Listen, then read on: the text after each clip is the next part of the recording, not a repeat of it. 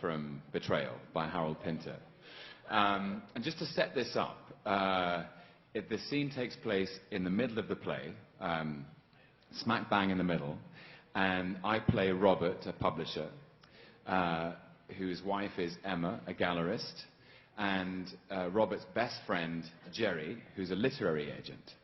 But at this point in the play, the audience know that Jerry and Emma have been having an affair. And the conceit is, Pinter's genius is that in this scene, the audience know that Robert knows, and that Jerry doesn't know that Robert knows. And Jerry has come to visit Robert and Emma at their house in the evening. Emma, Jerry's here. Who? Jerry. I'll be down.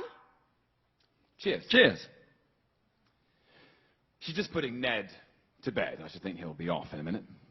Off where? Dreamland. Oh, yes. How is your sleep these days? What? Do you still have bad nights?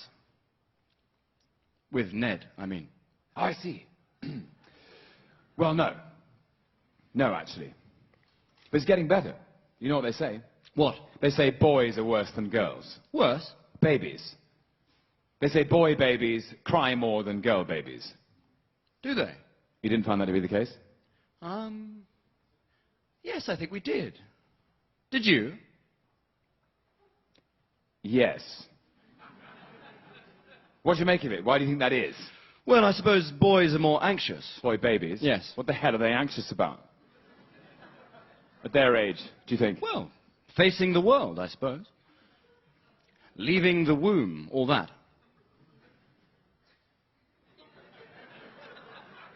What about girl babies? They leave the womb too. That's true. It's also true no one talks much about girl babies leaving the womb, do they? I'm prepared to do so. I see. Well, what have you got to say? I was asking you a question. What was it? Well, why do you assert that boy babies find leaving the womb more of a problem than girl babies? Have I made such an assertion? You went on to make a further assertion to the effect that boy babies are more anxious about facing the world than girl babies. Do you yourself believe that to be the case? I do, yes. Why do you think it is? I have no answer. Do you think it might have something to do with the difference between the sexes? Good God, you're right. That must be it. Hello. Surprise. I was having tea with Casey, Where? just round the corner. I thought he lived in Hampstead or somewhere. You're out of date. Am I? He's left Susanna. He's living alone round the corner. Oh. Writing a novel about a man who leaves his wife and 3 children and goes to live alone on the other side of London to write a novel about a man who leaves his wife and 3 children. I hope it's better than the last one. The last one. Ah, the last one. Wasn't that the one about the man who lived in a big house in Hampstead with his wife and 3 children, writing a novel Why about... didn't you like it? I've told you, actually. I think it's the best thing he's written. It may be the best thing he's written, but it's still bloody dishonest. Dishonest? In what way dishonest? I've told you, actually. Have you? Yes, she has.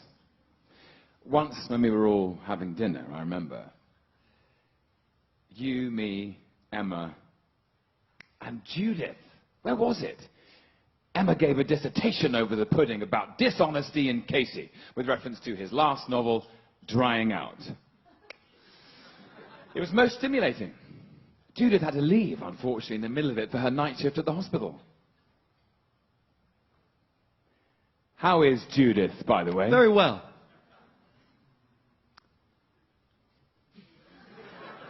When are we going to play squash? Nah, you're too good. Not at all. I'm not good at all. I'm just fitter than you. Yes, but why? Why are you fitter than me? Because I play squash.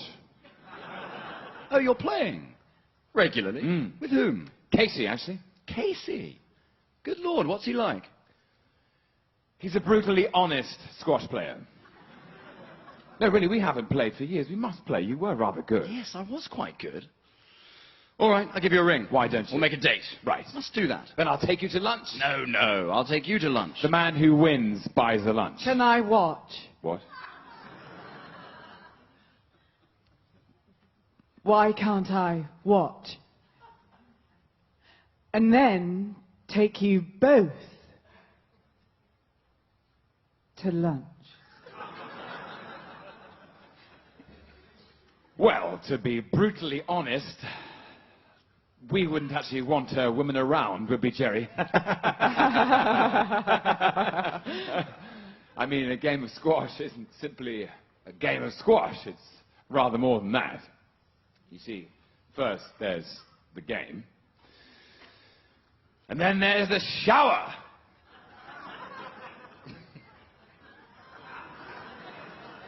And then there's the pint, and then there's lunch. After all, you've been at it.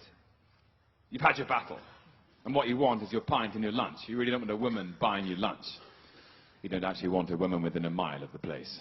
Any of the places, really. You don't want her in the squash court. You don't want her in the shower, or the pub, or the restaurant. You see, at lunch, you want to talk about squash. Or cricket. Or books. Or even women.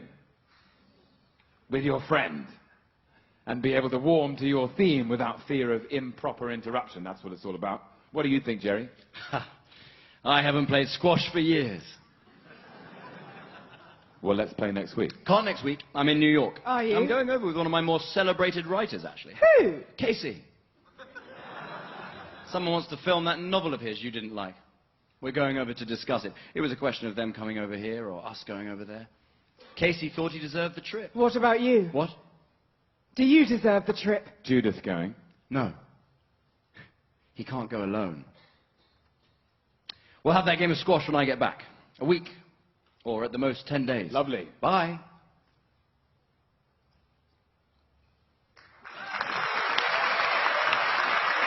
Charlie Cox, Zawe, Ashton, and Tom Hiddleston with the scene from Harold Pinter's play Betrayal. Catch it on Broadway now, later tonight actually. The second show today for them.